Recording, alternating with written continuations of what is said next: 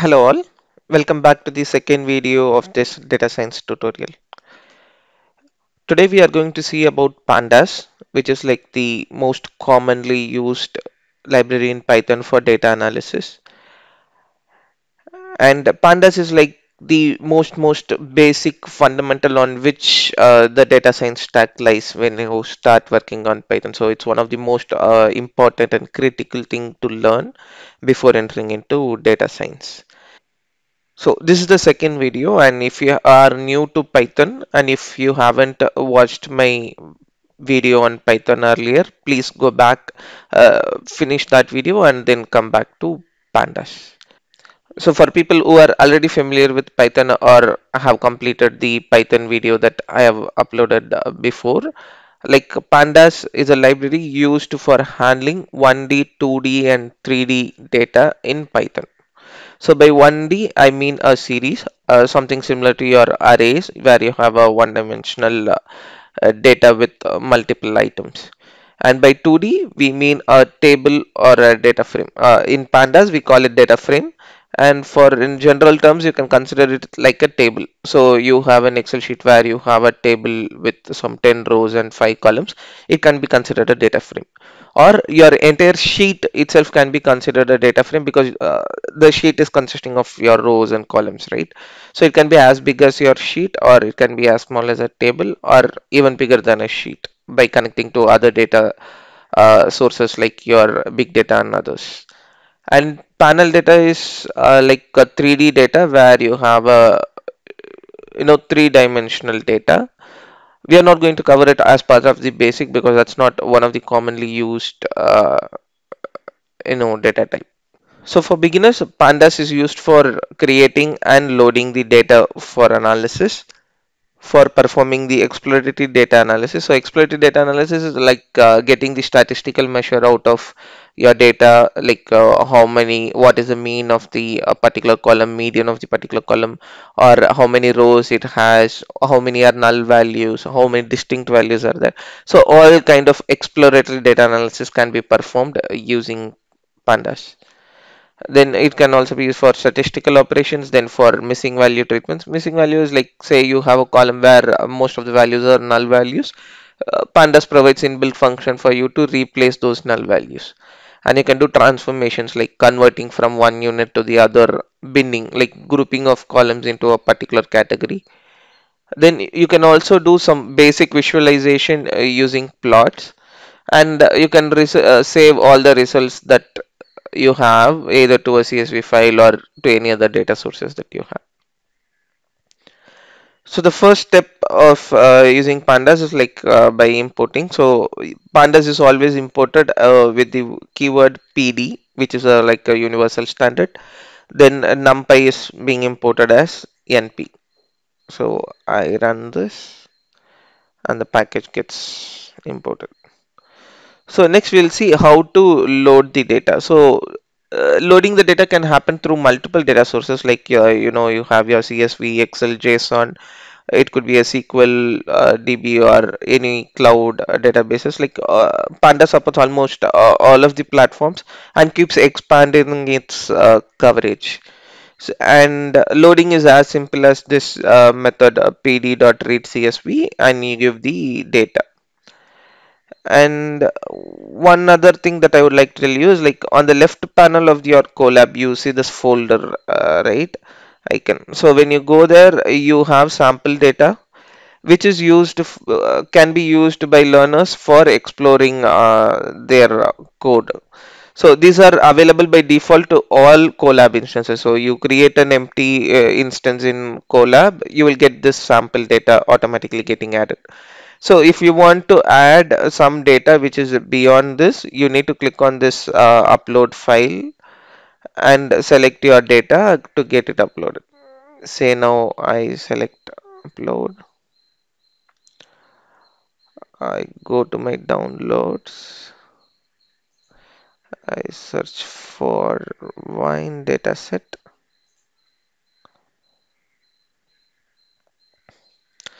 So you can see like it says when you upload a file, that file will be available in Colab only until that session is active. So when you close out the session, all the variables, everything gets deleted, right? So along with that, your data that you upload will also get deleted. So I give OK. So you have the wine data set now here. Now let's go back. First, I'm loading the data that was already available. So under the sample data folder, I'm picking the file California Housing Test. So let me run this, and it got loaded. Or if you want to create your own data, like you should know how to create your own data, right? So it can be created either through a pandas series. Sorry, you can either create a pandas series or you can create a pandas data frame, right? So as we saw already, pandas series is a one-dimensional data, like an array. So here I'm saying I'm creating an empty series. So I'm just assigning the value of PD series and empty. In parentheses, I don't have anything, right? I'm not giving any data. So A will have a empty data frame. So this is the syntax for creating a pandas series where you can give the data, index, and data type. So if you give data, based on that your series will get populated. If you give index, your index will be set, and you can also specify a data type. So if you want to explicitly say should be an integer or a string, you can do that. So now let's execute and see. So as expected, the type of the data type is like series, and it is empty, right? It has no elements inside it, and data type by default is like float. Next, what we do, we assign a data. So I have created a data as a list, and I am passing that list to the pandas series, right? Now let's see how the panda series looks like. So here you can see like the values that I gave, 1357 was the value I gave, right? And I did not specify any index explicitly. So it is automatically assigning index as starting from 0 ending till 3 because we had 4 elements. Next, say I want to have my own index. Like here I'm saying fruit is apple, orange, grapes. Then rate is one list. Then here I'm saying rate is my data and fruit is my index, right? Let's see how this works. So you can see, right, earlier you for index you had values starting from 0, 1, 2, and 3. Now since I specified my index should be fruit, this list is being considered as my index. So now in the index I have apple, orange, grapes, and in the data I have 80, 45, and 40. Now that we saw panda series, we can move on to data frames. And as I told you, like data frame is a two-dimensional data, so you can consider either as a table or a spreadsheet. And this is the constructor for building a data frame, similar to series, right? You just replace series with data frame. Then you give columns in addition. So you have data, then you can specify the index, then you can also specify the column names and the data type.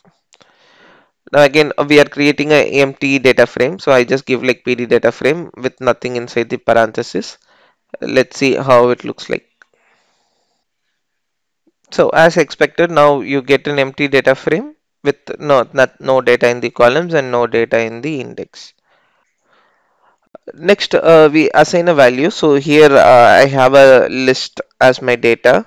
Then while creating the data frame, I pass on the list. Then I print it. So now my data will contain this list 1, 3, 5, and 7. So now if you see the result, like when we did the same thing for Panda series, we had the data and the row index as 0, 1 to 3. When I do the same for data frame, you can see that index is getting created for column as well because data frame is two-dimensional.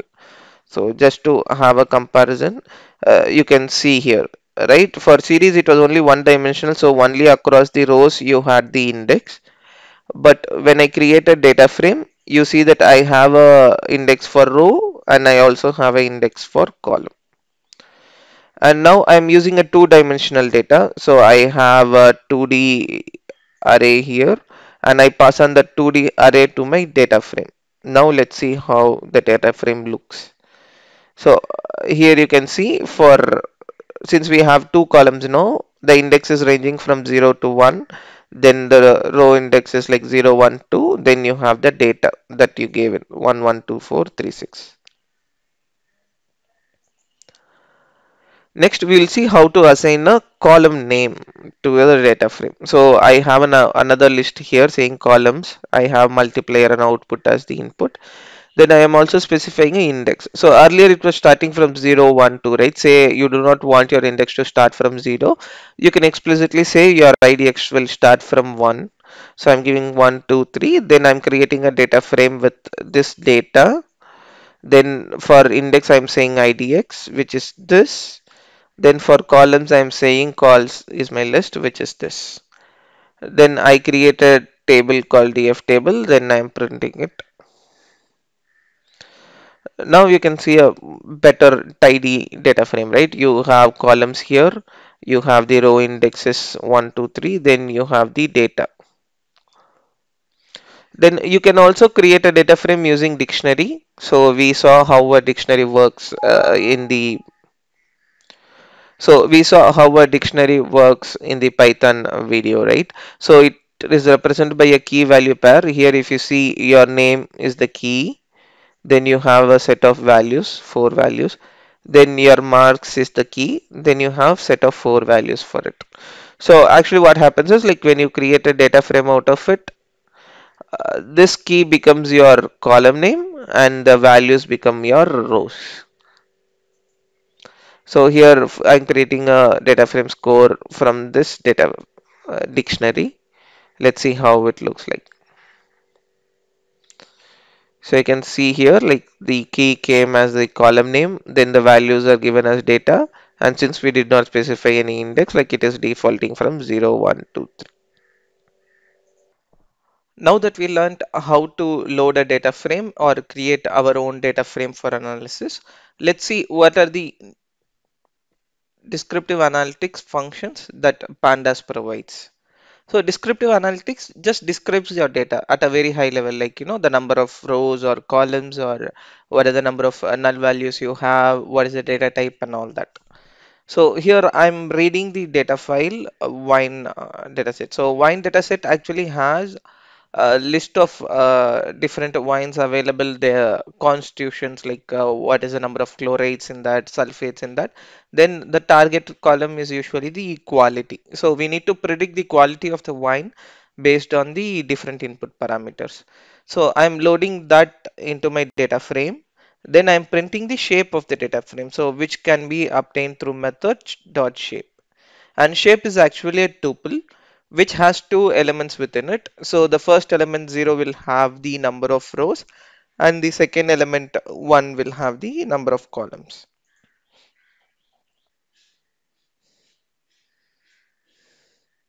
So you can see that the shape of the data frame is this, meaning like it has 13 columns and it has 6497 rows.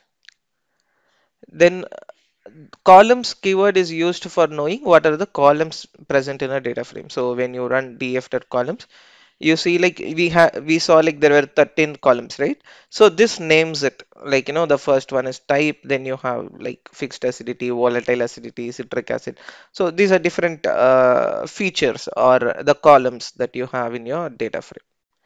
Then there is another helper function called describe, which will describe your data frame. So when you run it, so you get the important statistics about the features that you have. Say you have fixed STT, it gives you the count, how many records are there.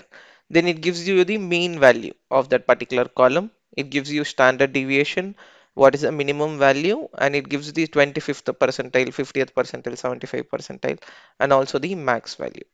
So you can see like for all 13 columns we have it. Then if you give include equal to all, it means like it will include the categorical features as well.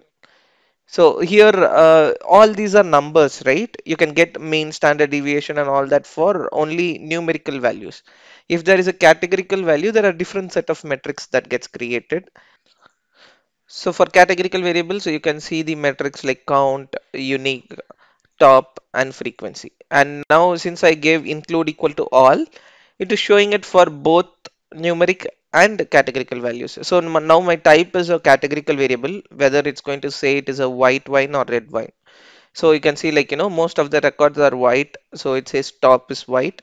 There are two unique values, white and red, right? So you have two here. For the numerical categories, you see all non values because these cannot be computed for numeric values.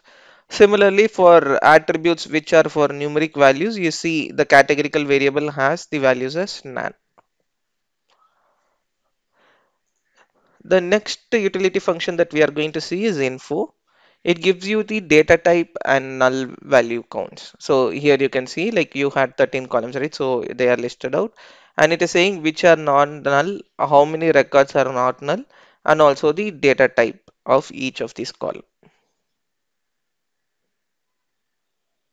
Next, say you want to see a sample data. Say you have 1 lakh records in your data.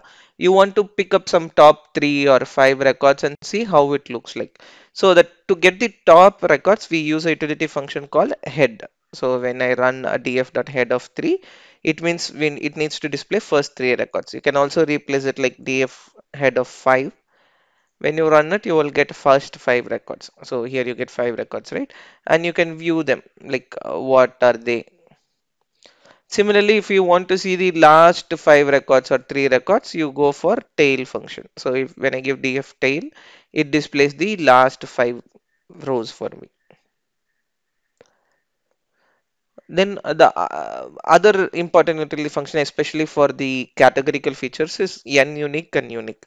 So n unique is nothing but it gives you the number of unique values. So when I run this, there are 7 unique values for quality. So now you know that the quality is ranked in the range of 1 to 7. Similarly, if you want to see what is the unique value, instead of getting the number of unique value, if you want to actually see what are they, then you can get the range here. So you see, right, the quality of the wine starts from 3 and ends at 9. So the range can be somewhere between 3 to 9. Next, getting the aggregate function. So for any columns or series item, you can apply the aggregate function. So I'm getting the mean function here for the chlorides column. So let's see how the output is. So here you get it. And there are two notations when you call out a column. So either you can go with this, a data frame of within the square bracket, you give the name of the column. The other way you can do is like in object-oriented programming, you use a period to separate its child objects. Here you have the data frame dot column dot the aggregate function. So both of them performs the same thing, but there is one limitation here. So let's go back to see the column name. So here you have for certain columns there is a space in between, right? So for attributes like this, you cannot use the object notation. So you cannot say like df dot volatile space acidity dot, because since there is a space it will get broken. So when there is a space, only the first notation works. So you need to do it this way, df of square bracket, within that you need to specify the column name in quotation. If your column name does not have a space in between, you can use the object notation as well. Then another quick utility function that always helps is to get the null, how many were null values in a particular column. So I give like df chlorides dot is null of sum.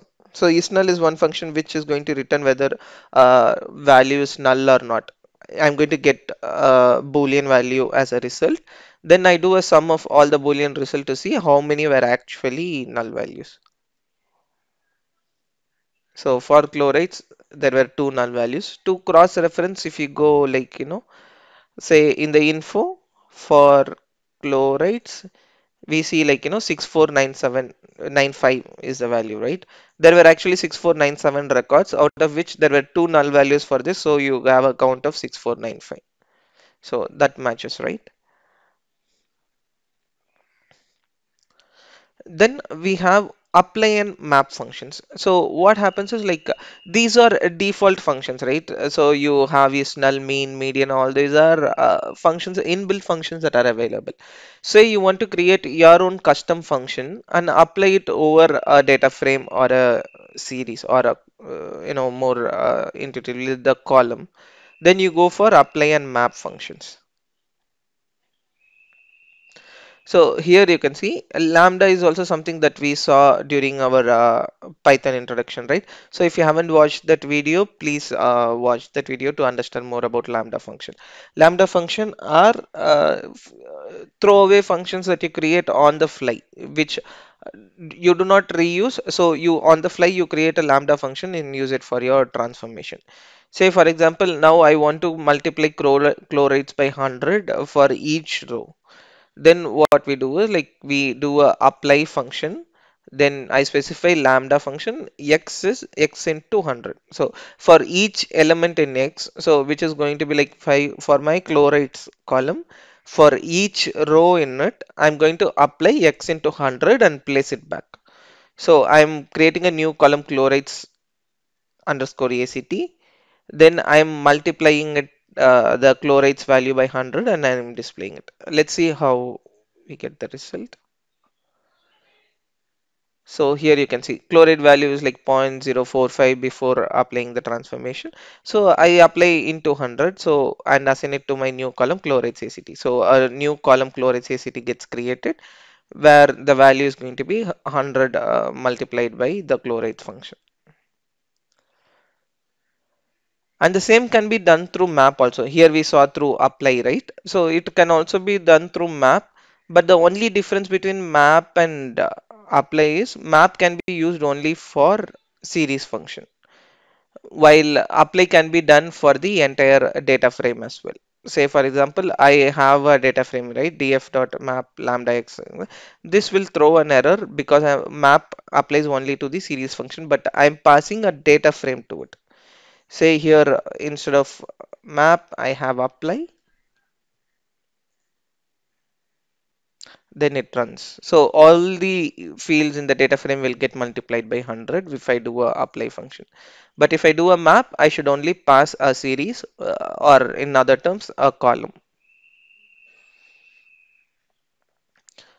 Next, the other important thing that we do using data frame is like your indexing, sorting, and slicing.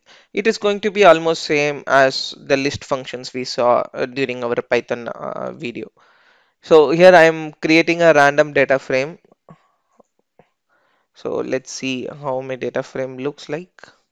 So now this is my data frame. I have created a random data frame with two columns. I am using np random function to have a random value. Then index I have purposely reordered it. Like it is not in order, right? 1, 2, 3, 4, 5. It is like messed up. So now for indexing, Pandas provides two functions. One is lock, the other one is ilock. So lock, what it does is like it looks through the index and gets the data. Say now I run print df.lock of 2, meaning like at location 2, I need to pick up the data. So in the index, it goes, looks for the value 2. Now the value 2 is occurring for the fourth row. So when I give df log of 2, then it brings the index which is same as 2 and the data. So now 315392 is the data for column 1. Then 33528 is the column for column 2, right? So location will scan through the index and match the index with the provided value and pull out the result. iloc is like for location, so it doesn't care about the what the value of index is, but it just goes and picks up the location from it. Say I give 2, index starts from 0, right? So this will be my 0, this will be my 1, this will be my 2. So for 2, iloc will pull out this value. So you can see in the result, column 1 value is 1.32 and 0.31. So whenever you want to pull a record based on the value of the index, you need to use the log function, and whenever you want to do it based on the index or the position of the row, you need to go with ilog function. Then we have a function for sorting the index. So we had a messed up index, right? Like without the proper order. So when you do a sort index, you see that the index gets sorted. So many a times you perform multiple functions. Say you do grouping or filter in your data frame, the order of elements gets changed, right? So during that time when you do a sort index, index will automatically get sorted into the right order. And you can also specify whether your index should be in ascending or descending. So by default ascending is true. If you explicitly give ascending is equal to false, it happens the other way. So here you can see index going from 5 to 1. And you can also like for index you can also sort values through a column. Say I want to sort the column the data frame rows based on the column value 1, then I give df sort values column 1. Now let's see how the output is. So I sorted based on column 1, right? So you can see like the lowest value -1 comes first, then 0, then 1 1, like that. And finally slicing, same as getting your elements in a list or a sequence object, right? When you give 0 to 3, it means like it should start from index as 0, then pull out the three values 0 1 2. So now my new data frame df slice will have the only the first three objects pulled out. So this is called slicing. Now missing values. So missing values is one of the most commonly faced issue in data science. So in real world applications, like when you pull data, there is a high probability that most of your data set has null values for at least few columns. So how do we fill it? So before that, like, I am creating a data frame with a few null values. So here you can see that I've created with three columns, and column 1 doesn't have any null value. For column 2, I have one null value here, and column 3 has two null values. Now let's see. Now this function you are already aware. We are seeing what is the number of null values. So column 1 has 0, column 2 has 1, and column 3 has 2. Then the most easiest way to is to drop your NA value. So what happens is whenever the row has a NA value, it gets dropped. So when I apply a drop function to this NA value, so there were only two records with all values, right? So this record had no null value. This record has no null value. Only these two records gets pulled up when you do a drop NA function. And you can also drop it based on the column. Say like, you have two columns with null values, but one of them can have null value, the other one should not have null value, right?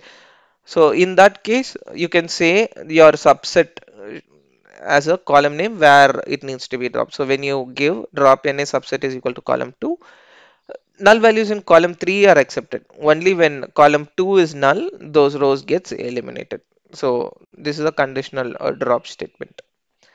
And you can also drop the axis. Say for here in the examples we saw, we were dropping rows, right? Say your requirement is like when the column has null value, you need to drop the entire column itself. Then you give axis equal to columns. So here you can see column 2 and 3 had null value, so they got removed. You have only column 1. And now say you don't want to drop it and you want to fill it. What are the different functions that Pandas provides? So the first one is filling all the NA values with 0. So when I do that, you can see wherever I had the null value, they are getting replaced with 0. So this is one way of handling null values. The other one is like forward fill, where you fill the value in the forward fashion. So you have one here.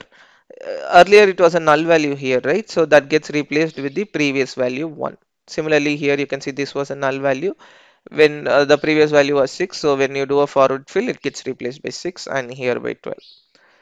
Backward fill is the other way around. So it gets in the reverse direction. So one problem you have is like when your last element is none, it doesn't have any back thing to backfill, right? So it retains as none. Then the other values get backward filled. Then the other way is like using your aggregate functions to fill. So here you see df fill na df dot mean, right? So for this column, a mean is computed, And based on that, whenever there is a null value encountered, they get replaced with the mean value. So here you can see mean value getting replaced with 6.33 for, because 6.33 is the mean for this particular column, and here for this column 6.25 is your mean, so the null value gets replaced by 6.25. And this is only an example, so you can replace it with anything, like if I give df.median, then it gets replaced by a median value. So here you can see 7 is the median value and here 6 is the median value. Similarly, you can do a mode, you can do a group by and then fill it. So there are different ways in which you can fill. Next, we will see how we do grouping, filtering, and value count. So very often, even when you work on an Excel sheet, you group the values, right? You take pivot of that particular table and see how the values and all works. So let's see how to do that using pandas. So again, I'm reading my wine data file. So it says not found because I changed the path. So if you get a similar error, make sure that you have your path here in the folder. So here in the sample data I have wine, right? It is not within the sample data folder. So that's how that's why I received this file not found error. So if you receive a similar error, ensure that you have the data file uploaded to your notebook. And this is also available in the drive that I share.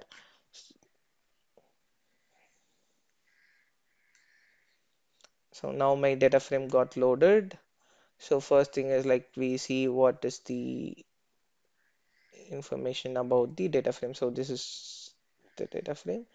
Now I do a group by. Say I have type, right? Now my type is like whether it's a red wine or white wine.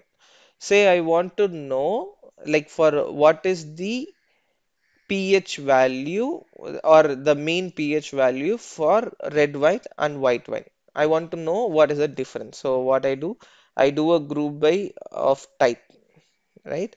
And the input columns that I take are my type and pH value. So it gets grouped by type. So in the type I'll have either it's white or red.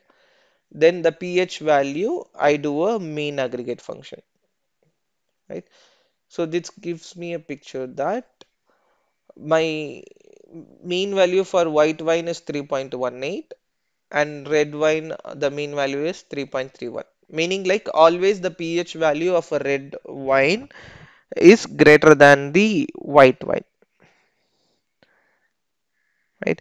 Say similarly, like if I want to associate my quality with the density, I want to know like if my density is improving my quality or decreasing my quality. If I want to know that, then I do a group by based on my quality, then I take the density value mean. So here you can see for quality 3 I have my density as 0.995. Then for 4 it gets reduced to 9948. Then there is a slight increase. Then I have 45312514. So you see the density is getting decreased, right? As the quality is increasing, you see the density is decreasing, except for between these two records. For all others, if you see, the trend is like decreasing. It's 1 4 here, 2 5 here, 3 1 here, 4 5 here, 5 8. So it constantly increases when the quality decreases. So now with this information I can understand that the quality of wine increases when the density of the wine decreases. So this is how you make your inferences. And the next thing we do is like how to filter for value. Say I want to know the quality variable analysis only for the top ones, like I want to see only for 6 7 and 8. Then I can do a filter. So I have my df, right? Within that I specify a filter condition for rows. So df rows columns, right? So for rows I am saying my df quality should be greater than 5, meaning like only these 5 categories will be taken. And then for columns, I am saying quality and density, the same as my previous query. Then I group it based on quality and take the max value. So instead of mean value, here I am taking max. Now let's see. Now I get only 6, 7, 8, and 9. And as expected, you can see for a high quality range, the maximum value is only 0.99. For 8, it goes beyond 1. For 7, it is even higher. and for 6 it is even higher. So now we can conclude that the density should be lesser for good quality wine. Now, so far we saw with two variables, right? You can also do it with multiple variables. So here we use three variables for consideration. So it becomes like a pivot table. So for red wine, for these quality, what is the mean? Sorry, density, and for white wine, for these quality, what is the density? Like that, you can keep on adding the number of variables that you want. And you can also do for multiple functions. So far we were doing only one aggregation, right? Say you wanted to do see what is a sum, you want to see what is a mean value, what is a standard deviation value. You can go on adding it into your aggregate function. So the syntax is the same. I have the column values, then I do a group by, then index equal to true means like the index will be changed by the group by column. Otherwise you will have a 0 1 2 3 here, then quality. Then I have an aggregate function where I give the sum, mean, and standard deviation. So you get the result for all the different quality parameters. And value counts is like a quick utility function to get the number of records belonging to a particular category.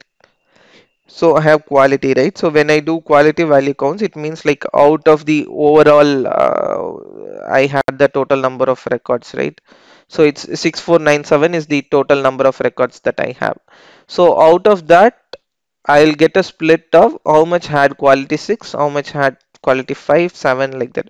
So if I sum up all of these values, then I will get the total number of records. So this is usually done with the target variable to understand if your data set is balanced. Say you want to predict if a customer is defaulting or not. In the dataset, you should have ideally 50% customer who defaults and 50% customer who doesn't default, right? But in real world scenario, the default ratio is very less. Maybe 90% will be non-default, only 10 will be default. So to get the number of records that fall into the different categories of your result, we use value counts. Next, in the filter, you can also apply a lambda function. So here what I am saying, only if the length of x is greater than 50, meaning like these two will get filtered out, right? So I do a group by quality, so I will get these results. In the result, I apply a filter saying the length of x should be greater than 50. So let's see how it comes. We get the entire data frame. So instead of the, it gives me only the records which have the length 50. So in this, if you see, there will be no records which have quality as 3 or 9.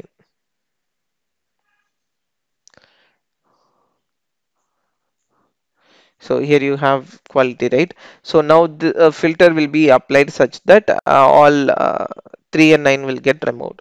So this is very much needed for training your data model. Say you have 10 categories to predict, you are creating a prediction model with 10 categories. Your model will be able to learn a particular category only if the number of samples is at least above a threshold value. Say you have 20 data points, then only your model will be able to pick that category or learn from that category. So before feeding into your model, we do aggregation to see if that minimum threshold is obtained or not. So this function can be used for thresholding your input variables.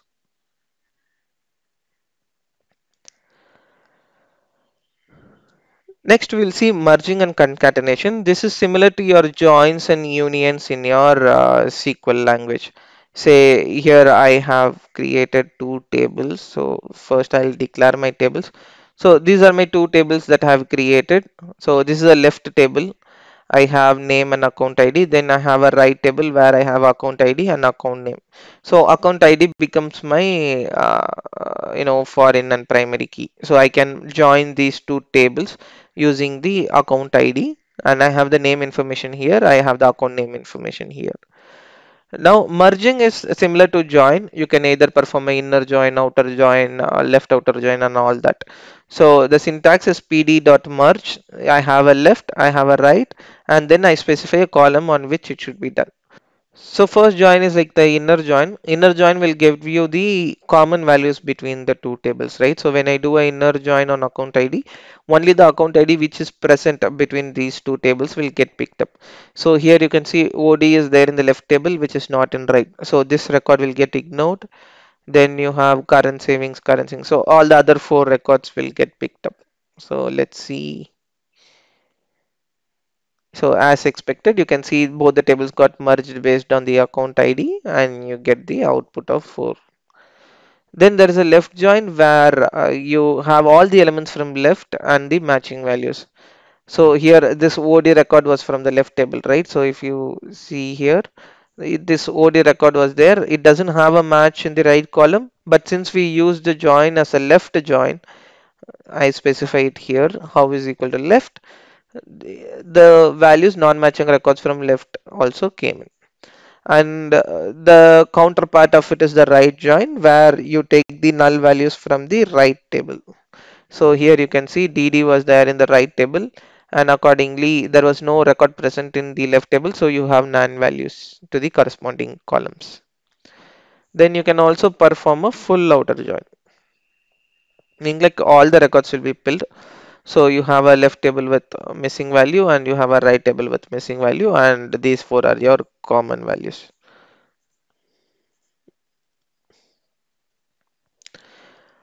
Next, we will see concat. Concat is nothing but your union function. So here by column wise, we were joining two tables based on a common identifier, right? In concatenation, we just append the values to the end of the table. Say, for example, this is my input tables. Like I have two tables again. Now I do a concat of class 1 and class 2. My values just gets appended. So I had Alex, Amy, Jill, Alice, Tom. Then I had Harry, Nick, and Jack, right? So now you can see like it got appended at the end of the table. So concatenation happens like this. Say you have two tables, transaction tables, one for June month, one for July month, and you want to combine them before feeding into the model. You can use concatenation function to join those two tables. And the other way of doing it is through append function. So you give class 1 dot append class 2, that also works. So the result is the same, only the way you do it is a little different. Then we have data visualization. So Pandas provides us with basic data visualization capabilities also, like you can quickly create some plots and do it. But the better way to do it is through Matplotlib. So similar to Pandas, the most commonly used library for data visualization in Python is Matplotlib. So we'll go a deeper into the visualization techniques when we get into Matplotlib. Here, as part of Pandas, I will just show you what are the different plots available. But I'll not be going very deep into it because we'll be covering that as part of the Matplotlib tutorial. So here I'm giving generating a random data frame. Then I'm giving a plot, right? Let's see how it comes up. So this is your line plot, right? I created three random lines, then I'm doing a plot. So when you do just df.plot, it gives you a time series or a line plot. Then if you want to do it as a bar chart, then you give df.plot.bar. So again I create a random data frame, so you can see a bar chart getting generated. Then in this, say there are four stacks for each group, right? For each group, you have four different sets. Now, instead of displaying them individually, say you want to get it stacked, then you have an option called plot bar stacked equal to true. So when I give that, you can see the result like this. This is more pleasing to look, right? So all these four bars were grouped into the single bar with the different color notation for each stack. And say you don't want a vertical bars, you want to see the horizontal bars, then you need to give df plot bar h. So it will make it a horizontal bar graph. So here you can see the plot getting done in the horizontal manner. Then you can also do histogram. Histogram is used for measuring the frequency or the distribution of a value. So here I have taken a random normal distribution. So this is a normal distribution, right? So you have a bell curve, and there are three series which are getting plotted as histogram. So function for this is df.plot.hist. Then we have a box plot. Box plot is used for knowing the mean median distribution. So this is usually done for outlier detection. So whatever values which in box plot, you will this is your mean value, the center line that you have, right? This is your mean value, and this represents your 3/4 percentile. This represents your one quarter quartile. Then after a space, like you have this, right? After this flicker, whatever comes is your outlier value. So here all these dots are your outlier values, these are your outlier values, these are your outlier values, these are your outliers. So generally box plot is used for identifying the outliers, and some most of the times your outliers give very useful information. Either they could be some data which uh, got into your system by error, or it could give some meaningful information as well. So we will cover what is an outlier and how these are calculated as part of the next tutorial. Next, we can also do a area plot, which is it is also simple, like df.plot.area. So I create a random data frame again. I plot a area chart. This is how a area chart looks like. And scatter plot is used for determining the relationship between two variables. So I have a variable x and variable y. I want to know how they are related. Then I can go for a scatter plot. So this is how a scatter plot looks like. And then finally we have a pie chart. So here I create a data frame. So I do a df.plot.pie. So this is my pie chart. So which at what time we need to use different charts and what kind of information that they provide and all that we will cover it as part of Matplotlib. As part of pandas, we just wanted to show you like what are the different inbuilt charts that are available. So as said before, like this entire notebook has been uploaded to Google Drive, and you can find the link for requesting access in the description of this video. So please go ahead and request access, and I'll enable your access to this notebook. Then you can try it on your own system. So thanks for watching this video. Hope you have subscribed to your channel. If you haven't already, please go ahead and subscribe to my channel. And if you like this video and find it useful, please share it with your friends and anybody who is interested in data science. Thank you.